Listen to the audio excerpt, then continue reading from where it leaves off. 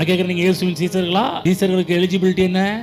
நான் வந்து இன்னொரு சீசனை உருவாக்கும். யாருக்கு? நமக்கு பைபிள் தூக்குறதுக்கும், நமக்கு வண்டியை கழுவுறதுக்கும், நமக்கு பால் பாக்கெட் வாங்கி கொடுக்கறதுக்கும், நமக்கு உப்பு மிளகா வாங்கி தரதுக்கும் அது கிடையாது. நிறைய இடத்துல நிறைய சபைகளை பல சீசர்கள் இருக்கிறாங்க. வீட்டை கூட்டுறதுக்கும், துணி துவைச்சு போடுறதுக்கும். நம்ம அதற்காக அழைக்கப்படல. இயேசுவுக்கு சீசர்களாக இருக்க வேண்டும். இப்ப நம்ம ஒரு சீசரை உருவாக்கணும், அவரை ஒரு சீசனா மாற்றணும். எப்படி அவர்கள் ஒரு சீசனை உருவாக்கக்கூடிய அளவுக்கு சீசர்களை நாம் உருவாக்க வேண்டும். இயேசுவின் சீசர்னு நம்ம சொல்றோம். என் மூலமா ஒருத்தங்க ரட்சிக்கப்பட்டிருக்கிறார்களா? என் மூலமா ஒருத்தங்க இயேசுவை பின்பற்றுகிறார்களா என்று நீங்க சிந்திச்சு பாத்தீங்கன்னா, யார் யாரெல்லாம் அப்படி சொல்றதுக்கு ரைட்ஸ் இருக்குதோ, சொல்ல தைரியம் இருக்குதோ, அவங்க தான் உண்மையான இயேசு கிறிஸ்துவனுடைய சீசன்.